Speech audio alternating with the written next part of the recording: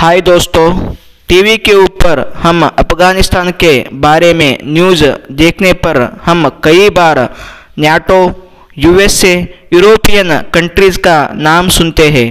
हमें पता है यूएसए क्या होता है और यूरोपियन कंट्रीज़ क्या होता है, लेकिन नाटो के बारे में कई लोगों को पता नहीं है। आज हम नाटो के बारे में डिस्कस करेंगे। नाटो इसका full form North Atlantic Treaty Organization होता है और इसको हम नॉर्थ अटलांटिक अलियंस कहते हैं। अलियंस बोले तो फ्रेंडशिप होता है। नाटो एक नॉर्थ अटलांटिक ओशियन के बॉर्डर में आने वाला कंट्रीज का एक अलियंस है। A inter governmental and military अलियंस है। बोले तो ए पॉलिटिकली एंड मिलिट्री लेवल में लेन देन करते हैं, इसके वास्ते A inter governmental and military अलियंस है। इस ऑर्गेनाइजेशन में 30 कंट्रीज आते। इसमें 28 यूरोपियन कंट्रीज है और 2 नॉर्थ अमेरिकन कंट्रीज है। नॉर्थ अमेरिकन कंट्रीज में कनाडा और यूएसए आते हैं। नाटो का फॉर्मेशन 4 अप्रैल 1949 में हुआ है। इसका हेडक्वार्टर ब्रुसेल्स में है।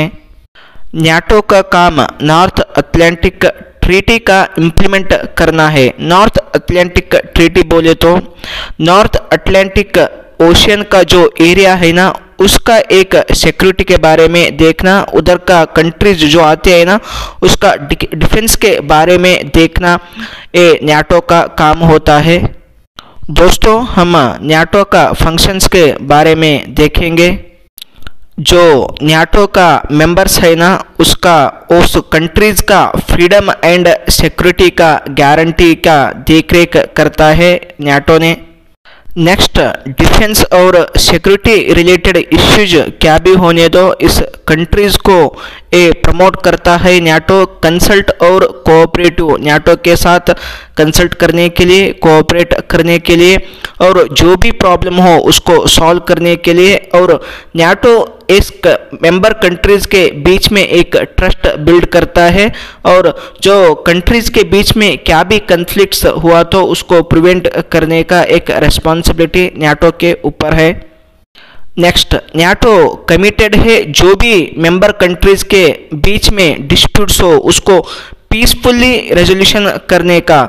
अगर डिप्लोमेटिक एफर्ट्स फेल हुआ तो मिलिट्री पावर से उसको अंडरटेक करके एक क्राइसिस मैनेजमेंट को करना एक रिस्पॉन्सिबिलिटी नाटो के ऊपर है। और इस ऑर्गेनाइजेशन ये भी कमिटेड करता है एक प्रिंसिपल को, इस नाटो ऑर्गेनाइजेशन में आने वाला मेंबर कंट्रीज के एक भी मेंबर कंट्रीज के ऊपर दूसरा कंट्री अटैक करे तो ये समझाना चाहिए पूरा नाटो के अंदर आने वाला सभी कंट्रीज के ऊपर अटैक हुआ जैसा। फॉर एग्जांपल, अगर एक चीना ने यूके के ब्रिटेन के ऊपर हमला करे तो ये समझाना चाहिए नाटो में आने वाले सभी कंट्रीज के ऊपर अटैक हुआ जैसा। इसको कलेक्टिव डिफेंस कहते हैं।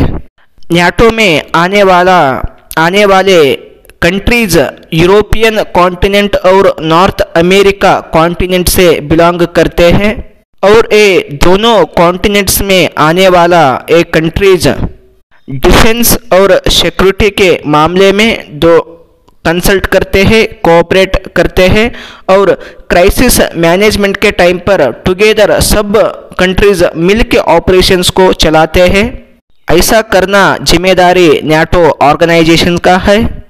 नाटो मेंबर कंट्रीज के साथ कई बार कंसल्टेशंस लेती है और कई बार डिसीजंस भी लेती है और ऑपरेशंस, अनेक ऑपरेशंस और मिशंस चलाते हैं। फॉर एग्जांपल, अब अफ़गानिस्तान में तालिबान का हमला हुआ तो वो अफ़गानिस्तान में रहने वाले कंट्रीज़ के नाटो मेंबर के कंट्रीज़ के सिटीजन्स को उनको प्रोटेक्शन दिया और उनको खुद के कंट्री को लेके गए। ऐसे कई बार नाटो ने दूसरा कंट्री में मेडिटेरियन सी के सिक्योरिटी के बारे में और अफ्रीकन यूनियन के सपोर्टिंग के बारे में कई बार ऑपरेशंस और मिशन चलाया है। न्याटो ने कई कंट्री के साथ पार्टनरशिप्स भी करता है। ऐसे 40 मेंबर्स कंट्रीज के साथ इन्होंने पार्टनरशिप कर रखे हैं। ऐसे न्याटो ने अपनी मेंबर कंट्रीज के एक सिक्योरिटी और डिफेंस के बारे में कई अटेंशन लेती है। और दोस्तों, इसका न्याटो ऑर्गेनाइजेशन का वर्किंग स्ट्रक्चर क्या है हम जानेंगे। न्याटो के अंडर न्याटो डेलीगेशंस आता है बोले तो ईच कंट्री एक दूसरा कंट्री में, दूसरा मेंबर कंट्रीज में, अलियंस कंट्रीज में एक परमानेंट डेलीगेशन रखता है, मींस ऑफिस बनाता है।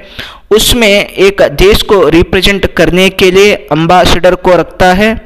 और न्याटो ने कुछ भी डिसीजंस और लेना है तो इस एम्बेसडर को कंसल्टेशन करना पड़ता है और डिसीजन मेकिंग प्रोसेस में इनको इन्वॉल्व करना पड़ता है। नेक्स्ट, न्याटो के अंदर न्यूक्लियर प्लानिंग ग्रुप भी है। इधर न्यूक्लियर पॉलिसी इश्यूज में क्या भी होने दो, ये मेंबर कंट्रीज के साथ कंसल्टेशन करना पड़ता है। इसमें सभी मेंबर कंट्रीज के एक एक मेंबर प्रेजेंट रहता है। और इसमें नॉर्थ अटलांटिक काउंसिल भी आता है। ये बहुत principal political decision making body है।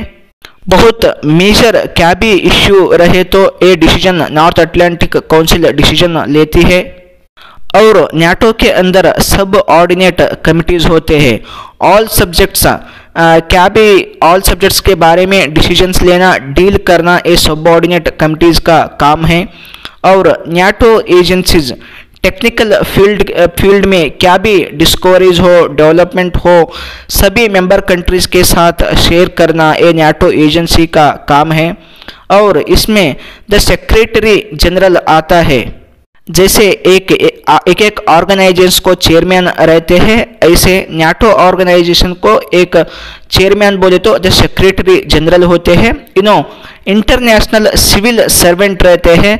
और न्याटो का कुछ भी एक्टिविटीज हो इन्हों ही रिस्पॉन्सिबल रहते हैं। और न्याटो के बारे में कुछ भी उसका ऑपरेशंस हो, मिशंस हो, क्या भी डिसीजंस हो, उसका chief spokes person the secretary general होते हैं। और न्याटो के अंदर मिलिट्री कमेटी भी आता है। इस कमेटी में सभी मेंबर कंट्रीज के चीफ्स ऑफ डिफेंस मेंबर होते हैं। और कुछ भी डिफेंस के बारे में एक्शन लेना है तो इस मेंबर कंट्री के चीफ्स ऑफ डिफेंस का कंसल्टेशन लेना पड़ता है।